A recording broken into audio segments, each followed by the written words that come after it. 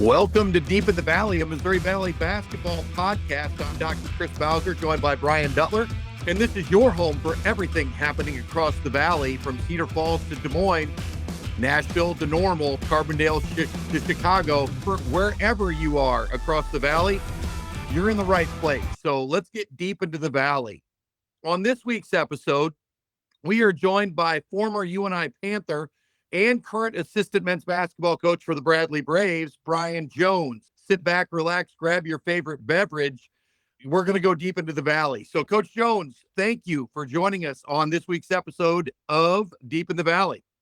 Thanks for having me. Honestly, I'm really excited to be a part of this. I know it's something you and I have talked about. You're just the passion for the Valley one, but obviously for basketball too, and then obviously the Panthers. Absolutely. And we obviously have a UNI slant, but at the same time, we want to be the Valley podcast for all fan bases. And so I'm sure we'll talk a lot about the Bradley Braves today, but let's start with where Brian Jones is from, his journey from a high school student athlete to the University of Northern Iowa, and then maybe as a professional player shortly after UNI. I grew up in Rock Island, Illinois, which you're from the Quad Cities, so you know where that's at. Played for a legendary high school coach. His name was Duncan Reed, and very successful program through the years. We were Corey Jenkins, who was played for Northern Iowa, Monte Jenkins played for SIU, and then David Watts, who played for the Panthers for 1 or 2 years, transferred to Stetson. So obviously the Quad Cities, Tony Bruce, Quad Cities has got a lot of Northern Iowa, but Valley feel. Went to Northern Iowa, 90 to 94 was my years there. I had a great time. I obviously went to school with you guys and met a lot of wonderful people. And it's really the people at Northern Iowa opened up so many doors for me in my professional life and my personal life. From there, I went to Australia. At that time, Jason Reese, Steve Fife, Troy Mullenberg were over there playing. And then I followed after that. So Northern Iowa had a great name in the pro league in Australia. Obviously, Steve Carfino, for you Hawkeye fans, was the guy who was the stud player over there. But a guy named Bill Runchie, who's an Iowa guy, Northern Iowa guy, helped start that league. So the Northern Iowa name was big over there. So went over there for a couple of years, then went on to play in Portugal and Spain. And then 1 year I broke my hand, and Kevin Lehman called me, who was at that time the head coach at Nebraska Omaha, and said, "What are you doing?" I was like, "I'm just sitting at home. I'm trying to rehab this hand." He goes, "Why don't you come and help me out?" So I did. Really, I went there. I moved to Omaha from Rock Island to stay in shape. And I moved in with my sister and Sean Olson, who my sister and Sean were Northern Iowa grads. They met in college as well there. And that's how I got started in coaching. And I thought it was just going to be something to stay in shape. But then once I got into it, it was in my blood. I knew if I wanted to really do this, I'd probably quit playing. So I was 2 years at UNO. And then that's when Dr. Chris Bowser got involved in my next move, along with Coach Miller. Steve Alford had lost an assistant literally the day before the season started, practice started, October 14th. I get a call, do a phone interview. I'm in a U-Haul driving to Springfield, Missouri the next day. So that just shows you, Chris, you had known me and known Coach Alford, and then Eldon had a tight relationship with Steve's dad and Steve's mother. So that's all the recruitment that needed for me to get that job. And I was there for 6 months. We go to the Sweet 16, and then he gets the Iowa job. And I'm blessed to go along with, because I grew up in the Quad Cities. I knew a lot about Hawkeye basketball, but just the state of Iowa. I was there 9 years, and then I got the head coaching job at North Dakota. That's where the Panther influence came in. Mac was an assistant there at one time, and Jake played there. But then also our team chaplain from Iowa was an All-American there. So there was a lot of Iowa feel, but Northern Iowa feel up there in Grand Forks, North Dakota. And you need those things in any profession. I think you need somebody to help you get your foot in the door. Then once you get the interview, you got to sell yourself and sell your vision. And I was blessed to be there for 14 years. And then honestly, I had to make a decision. At that time, my kids were getting older and I was missing a lot of stuff. And I stepped down from a head coaching job, 3 years left on my contract, and wanted to get back closer to home, to the Midwest, and went to Illinois State during a crazy time, COVID. And they ended up letting go Coach Muller. And then I was the interim for the last 6 games or so. And then got hired at Bradley, and we won the league that year. And then I go down to East Tennessee State to coach my son. I always wanted to do that. He was playing down there.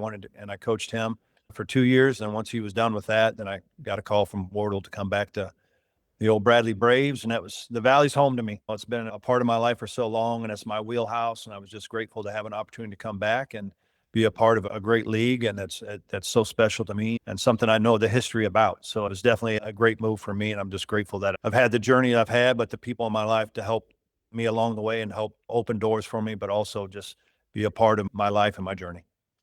You have such a great story, a Valley story, right? Former UNI player, then SMS, which is no longer in the league. They were in the Valley for as long as UNI. In fact, they got into the Valley a year before UNI.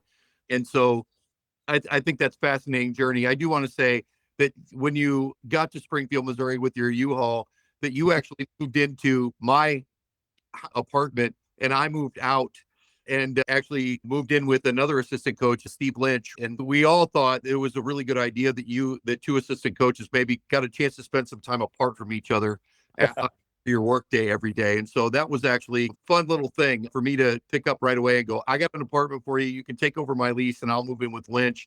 And so that was a lot of fun too. Yeah, we shared an office, so living together and sharing an office probably wouldn't have went well, but as Lynch, he's a fiery guy. I love him. Yep. But yeah, if it wasn't for you, quite honestly, Coach Miller, I don't know if I would be on the path I'm at, because I needed that opportunity in me, Biles, that like my passion for this game and I still feel I'm about to turn 55. I was a high school coach for 2 years. I went back and helped one of my mentors at Rock Island Alleman. I helped him for a couple of years. So this year was my 30th year of coaching.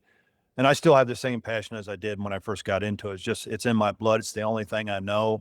But again, I had such great mentors and teachers, and it's such a great foundation to allow me to just continue to do what I love, because it's not a job. It's just something I truly enjoy doing. Mr. Dutler, do you have any questions for? Yeah, the Valley keeps pulling you back. You just keep coming back and being the Valley-centric podcast that we are. Is kind of explain what makes the Valley your wheelhouse, as you said.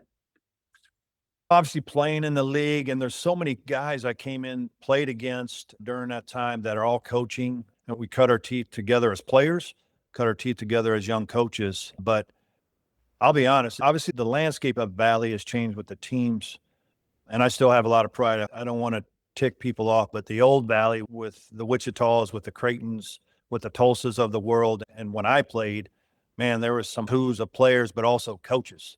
So just being a part of that and seeing that and living it, that's really set the tone for me. And the league does not get enough. I know we were probably number 9 in the Ken Palm, but it's a high major minus. If you want to say what is it, it's a high major minus league. You saw that. And what I'm excited about right now in the league, it's getting back to what it used to be in the 90s. You got legit centers, you got bigger bodies, stronger bodies, and some great young talent. But yeah, the historic programs. It's funny because it's me, Marcus Belcher, who played in the Valley, but he's been to a bunch of Valley schools, and now Brendan Mullins, who was at Illinois State, SIU, he's at Murray. Now he's just going to Belmont. I was texting him, and I'm just like, hey, you're taking my title. Because I've been to Missouri State, I've been to Bradley twice, been to Illinois State, and played at Northern Iowa. Us guys bouncing around a bit, but excuse me, that just shows you that for me, the love I have for the league and the respect, just because of the quality of basketball, the tradition of the league, but also the tradition of some of these schools, and most of the schools have. So it's until you go to Arch Madness, let's be honest, because I was an assistant in the Big Ten, maybe outside the Big Ten tournament, it's the next, and it's really close to being the best conference tournament out there. And it just shows the type of support those programs have once you get down to St. Louis, and people show up and show out for their teams. One of the things that I always like too, Brian, both Brian's, at the Valley tournament is a lot of the fans in those fan bases, even when their teams lose, they stick around. And they stick around because they want to watch the rest of the basketball. And we were talking to a fan from Murray a couple of years ago when they first entered the league, and they were like, we can't believe that you guys stay. And I'm like, it's Arch Madness, man. That's what we do. And so I think there's a lot of people that kind of have our same mindset. And so I agree with you guys completely about those things. Let me ask a follow-up question. Kevin Lehman talked about one thing he had heard from the new Murray State coaching staff this year about they didn't understand the physicality of the league and how well scouted the league is. Can you maybe speak to that? The Valley compared to the league that you were in at North Dakota, East Tennessee State, and even the Big Ten. Talk a little bit about the physicality and maybe the preparedness of all of the coaching staffs in the league. I think for sure. So the Summit League, it's an offensive league. and that's what they're known for. The up tempo, the defense is just okay. But same thing with the SoCon. It's an offensive league, but they do have great coaches, both leagues. The Valley's the closest to the Big Ten. It's a half court league. You're not scoring in transition. You might in non-conference, you're going to do that. Teams, we all come out every season and say we want to play fast, but once you get in league play, teams are so good. One, as you mentioned, taking away your strengths, making it a half court game. And then that's where you really just got to be good in your concepts, your foundation, because they're going to take away your strengths. And I just think the coaches, they're all, the one thing about Jake, I will say this, Jake, Ryan's doing a great job at Illinois State, and Wardle here, and and obviously we got a lot of turnover. So there's new guys. I know Coach Nagy is a great coach because I've coached against him for a long time. But everybody, it's amazing. Play calls, they're on top of your stuff and your tendencies. And a lot of it has to do with film too. Like you have more staff members now, but film is unlike when, again, I remember going back to Missouri State SMS. I'm in the room, the film room, hitting pause, play, record with the deck-to-deck VHS. It's so easy now. So you have access to film instead of wanting it mailed to you. So I just think there's coaches who can just spend time of really preparing their opponents. But yeah, you better be good at your foundation, your little things, because they're going to take away a lot of your strengths. So you better be good at the out-of-bounds plays, the special teams things that allow you to win a game at crunch time. 100%. And Brian and I talk about, especially down at Arch Madness, you don't want to face a Brian Wardle coach team when he's wearing the ruby red slippers. Yeah. He knows how to win. That's the one thing in the right way. The three teams that know how to win in Arch Madness right now are Northern Iowa, Bradley, and Drake, because that's what they've done the last 10 years. Yep. So those programs know how to win. Some of these younger coaches are still learning, and they're doing a great job, but it's just some of these guys just have never had that target on their back. And you just got to go through it. That's all it is. You got to go through it and experience it. And once you get more reps at it, you learn. All right, we did this. We played better this way, this preparation. Maybe we didn't go as long in our practice. Maybe we focused a little bit too much on this. It's a trial and error. And once you find a good rhythm, you stick to that routine. Mr. Dutler, what other questions do you have? This kind of goes into the scouting. And you hear about how well the league is scouted and the coaches and what they do. But on my side of it, in my business, I focus a lot on numbers. So it comes into analytics and things along those lines. And maybe if you can talk a little bit about when you were a head coach to today's game and the use of analytics, and whether that has anything to do with rotations, whether that's got to do with offensive sets, whether that's got to do with playing time. How are you guys using analytics to further the development of Bradley basketball?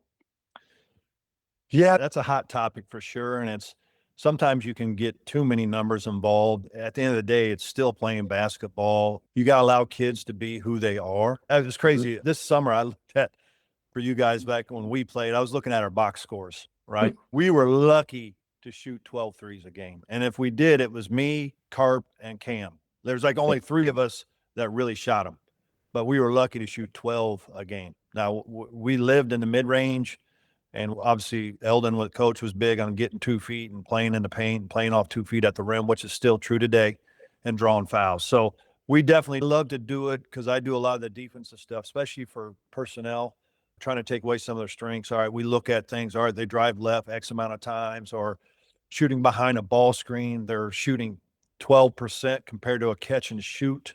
So we got to run them off the line. We can't allow them, if they shoot a ball behind a pick and roll, you can't take everything away, right? You got to pick your poison. What are you going to do? In the post, all right, what shoulder do they like? Do they want to bounce it? So we do that. But as far as sometimes as what are you allowed to shoot? Today's game is so evolved with it's got to be layup or three. I don't always agree with that because there's some guys, Northern Iowa's Campbell's the prime example. What's his best shot? And as the kids say today, his bag is that he's getting to that pull up to that mid range. And that was his best thing. So you got to allow those guys who do have a special talent or niche to do what they do. But I think you can really stress shot selection. And what does shot selection mean to me? It means, what do I see as a coach or as your teammate?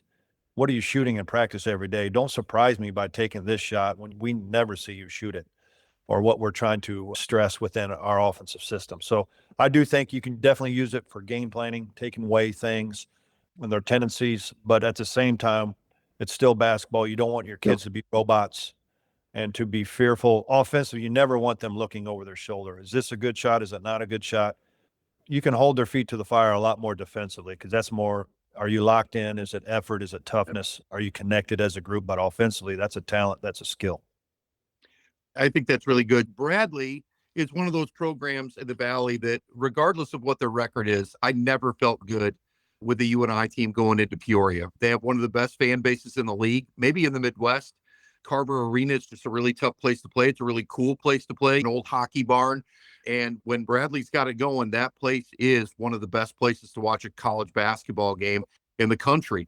Brian, talk a little bit about one of the things that I've seen you guys have been successful over the course of the last decade. I love the way that Bradley plays. In most years, right, kind of long athletics, kids that they can play man to man, they can guard 1 through 5, or you can switch it up and you can really stretch people out and play zone.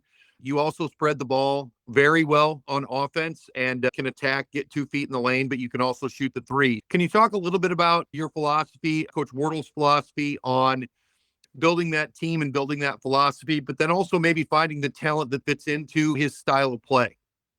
Yeah, obviously he's going to build it around his personality. He's a blue collar guy, man. He's hard nosed, and that's the way he was as a player. I think we all, when we become head coaches, we tend to gravitate to somebody that reminds us of ourselves or people we enjoyed playing with. But he wants those blue collar guys, high character guys who are going to guard. I think that's the big thing. We've known we weren't as good defensively this year. Now, I do think some of that is a byproduct of the portal.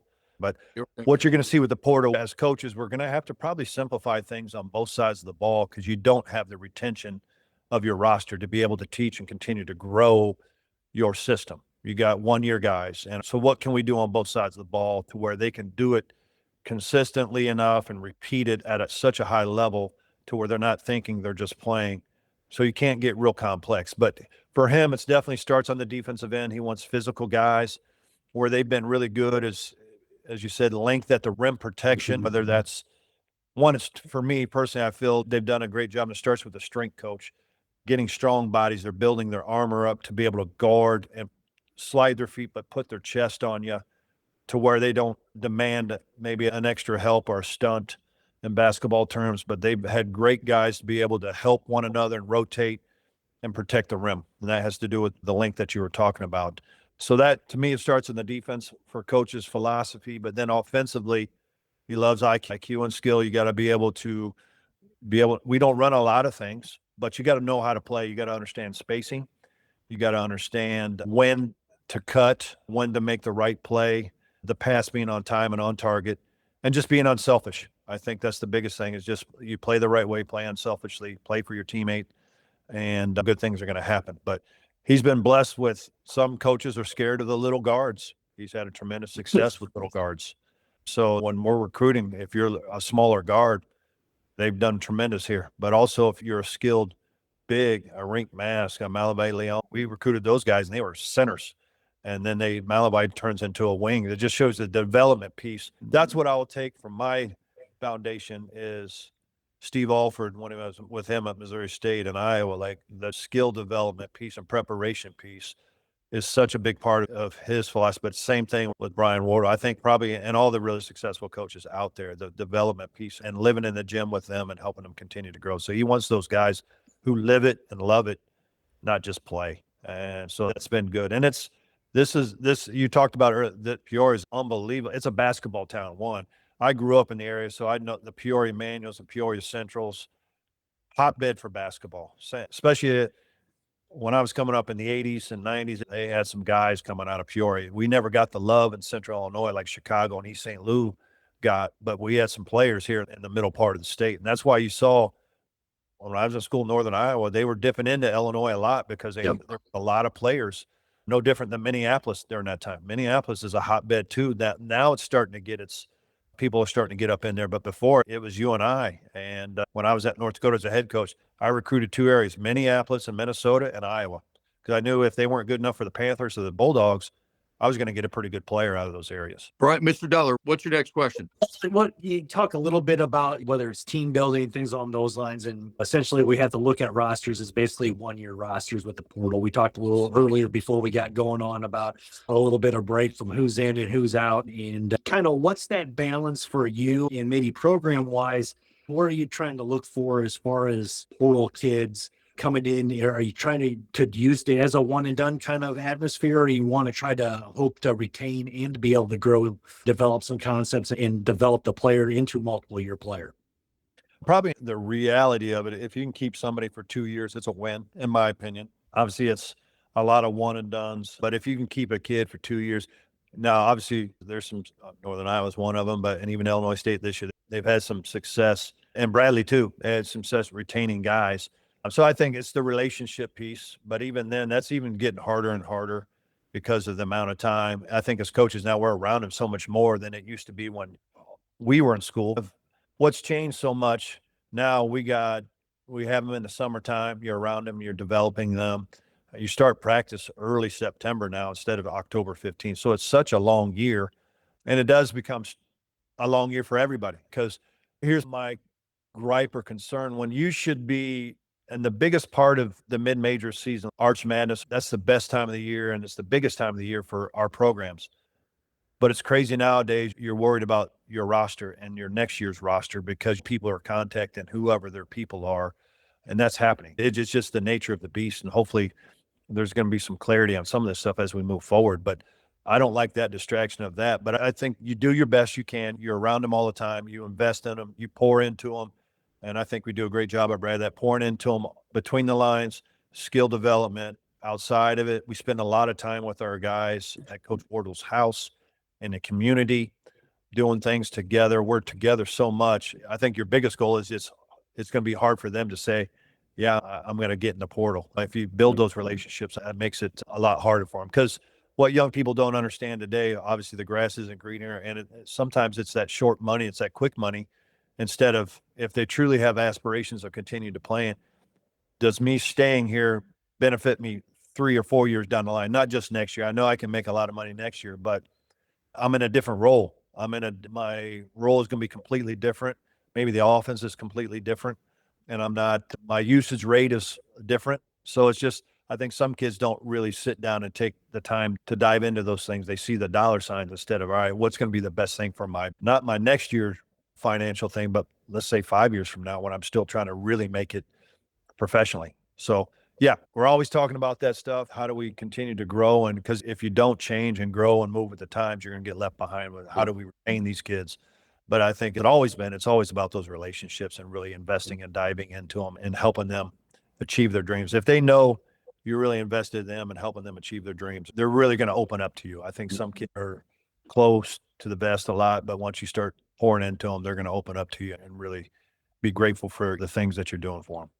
So from a staffing standpoint, when it comes to the coaches and the recruiting and things along those lines, well, if you're looking at a percentage basis, how much of your guys' time right now you're looking portal wise versus looking at that high school recruit? Obviously windows are different, things like that, but from a budget perspective and then also just time perspective, where do you guys try to get that balance? We're not afraid. We love high school kids. And I really feel for high school kids, because I had obviously kids my children were coming out during this crazy time too. There's so many good high school kids right now coming up that are getting really under recruited and end up playing Division II or NAI. You saw it in our league this year. Ian Scott Smith from Northern Iowa. Are you kidding me? Those guys were NAI players, talented. And I don't think many young kids will be listening to this. There's a lot of good players. It's college basketball. There's so many good players out there. And especially during this pocket of time when the COVID and all that stuff, kids are getting under recruited. But we would love to sign at least two high school kids a year if we can. But then, and you're seeing in the league, veterans and maturity wins games, whether it's their mental or their physical, and they've been through that fire of a season and the stresses of that. I think that's benefited it. We were the second youngest team in the league, so I thought, I'm going to selfishly speak, I thought Wardle did an unbelievable job of probably one of his better coaching jobs this year of his career, of taking the second youngest team and finishing second. But then there's still the job that you and I did. Those guys are older, and they just showed in the biggest stage of the year, and that's those older guys for 3 days or 4 days for them played at such a high level. And that's why you need those older bodies. So it is a fine line, and some really talented players get lost in the shuffle, unfortunately. But it's different now, too. I will say this. You used to have 5 years to figure it out as a coach, and you got a little grace.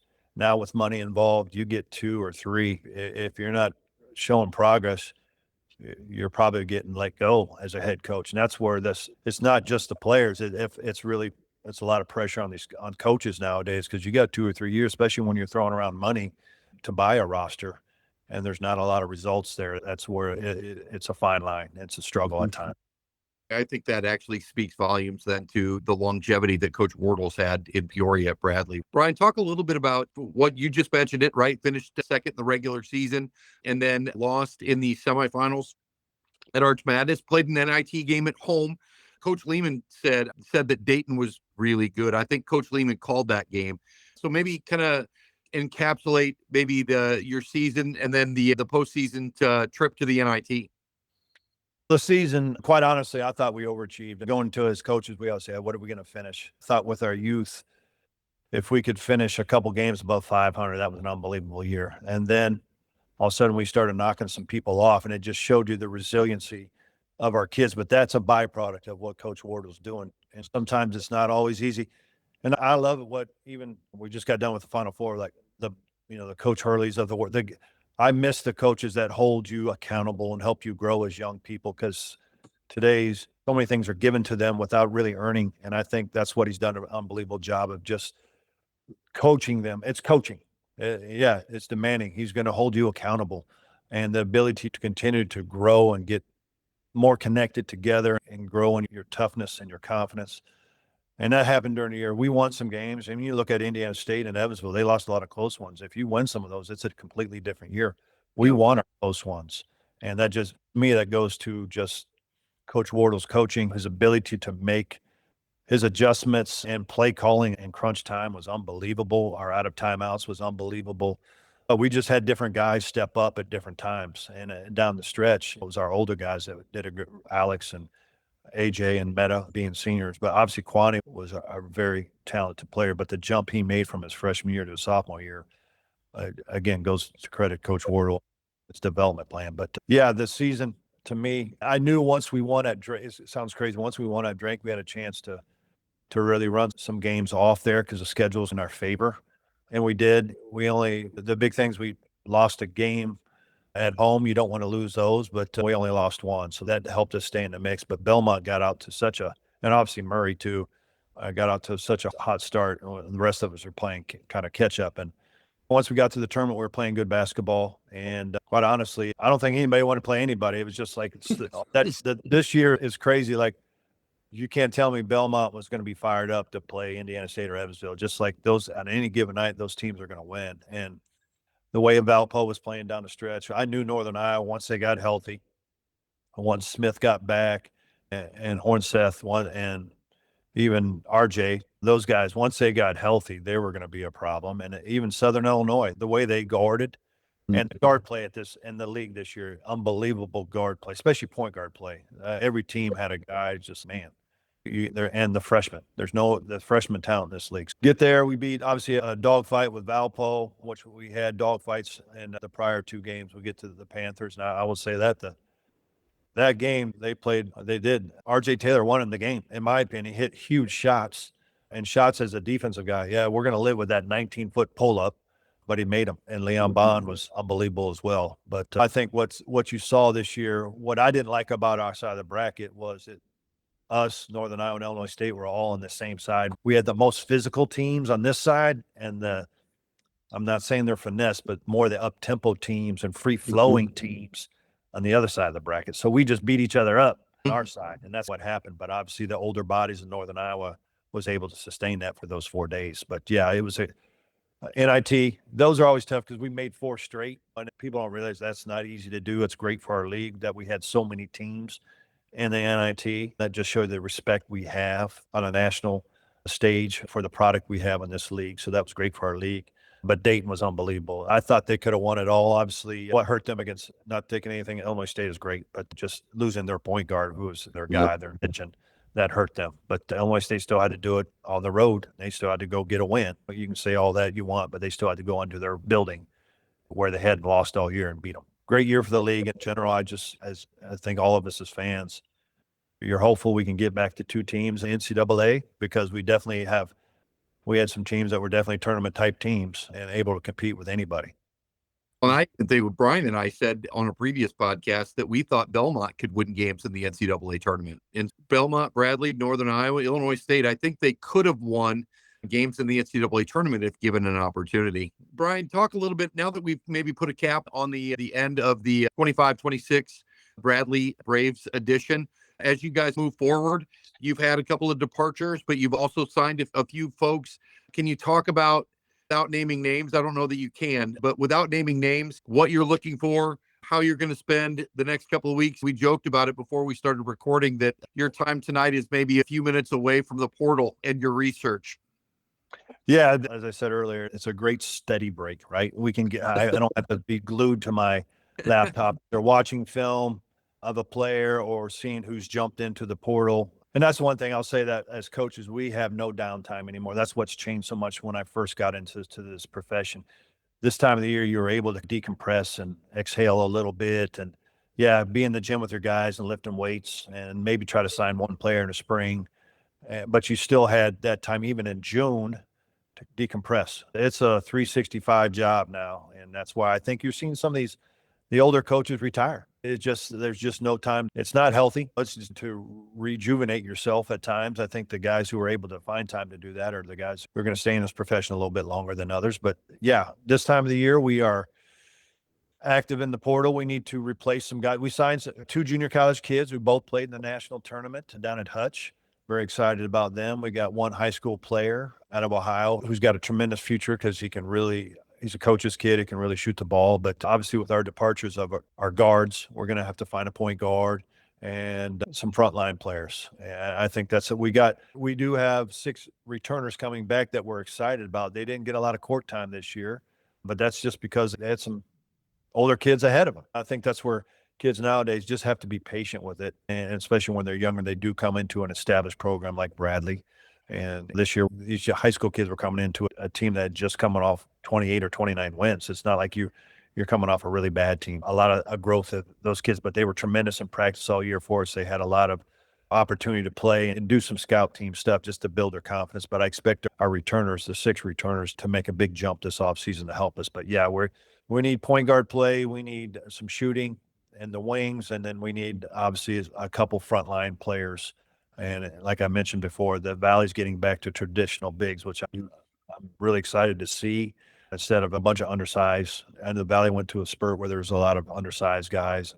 Now you're getting back to legit 6'8" to 6'10", 240, 250.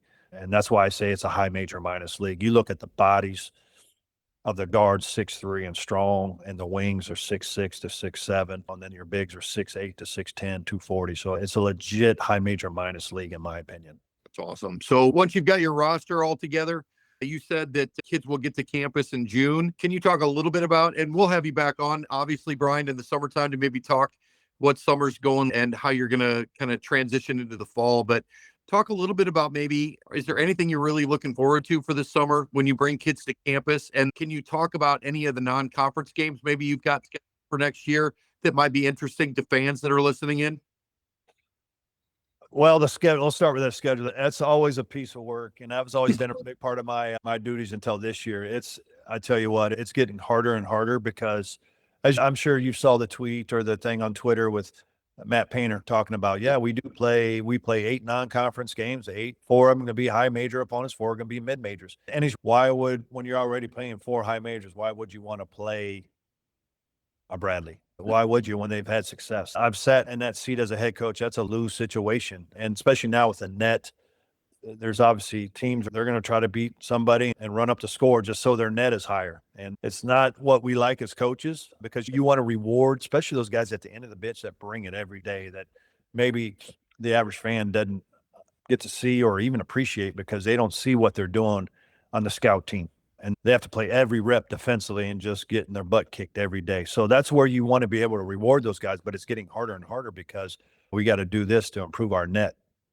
So that's the downfall of how the system is put in place. But we're going to play in a neutral site MTE type tournament. And really, we're still honestly, our schedule's still being put together piece by piece, and it's a slow burn, and we might not be done until 1st of August, quite honestly. And that's why it's awesome that I'm glad the league, we know that it's not the uneven schedule like it used to be with obviously the odd teams. Now everybody plays everybody. So obviously that's great to see that again. But yeah, the scheduling piece it's always a funny thing. And it's such a big thing for you fans out there. People talk about recruiting and talk about that, but scheduling is just as important to the success and to a program as just as much as recruiting. Because if you put together a hard schedule, a tough schedule, and your kids get off to a slow start, it's just tough. The mental, it really goes. So you got to be really strategic behind your scheduling. There's the way how those pieces fit together. But my favorite time, honestly, is the summertime because I love being in the gym. I'm a gym rat. Even as a player, I love being in there with our guys and just because the summertime, there's no stress. You're not worried about the next game. You're not worried about this opponent. It's the time you can finally be selfish as a player with your game. All right, I need to improve upon these 1, 2, maybe 3 things. 3 sometimes is too much, but 2 things I can really focus in on this and worry about me. And that if I can improve in those things, then I know we are going to be better when the season rolls around. That's why I love the summertime because there's no stress. It's just the summer. We're in there, we're sweating, we're growing, and we're getting to know one another. But there's not the stress of school. There's not the stress of an upcoming game or the season. I think that stress level is so much lower. So then you can really dive into one another as a group. And just seeing them, how those pieces fit together, I think as a coach, you love seeing that unfold and you see where the journey starts, and that is in the summertime and where that foundation is laid for that season. That's awesome. And BJ, we will definitely have you back on. Yeah, we got to talk about camps, like the legendary camps. That needs to be an episode. Yeah. The legendary stories from the UNI camps of Muggsy Mogues doing this. I don't know if you can see my hand. Getting paid a bunch of money, and the campers are clapping when his hand went over the other hand, and that was his speech. So the amount of legends we had at Coach Miller's camp, because obviously they respected him so much, and he's such a humble, unbelievable person, but just the people we had rolling in and during the summer months, that was some of the best memories of my college time at UNI's, those summer camps and the people we got to see and just be around and have a lot of fun. You're the second person that said that we need a summer camp episode. So we will definitely. Stories. Yeah, yep. We could probably do a 30 for 30, how you set the dome on fire. There's a lot of things to unpack in some of Dave Core stories or whatever we want to title these things.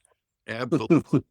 Brian, let me ask you one final question that is not necessarily basketball related. 2 things. Other than Bradley, where is your favorite place to play in the league? And then if you invite Mr. Duttler and I to a home game in Peoria next year, where would you suggest that Dutt and I do our pre-gaming?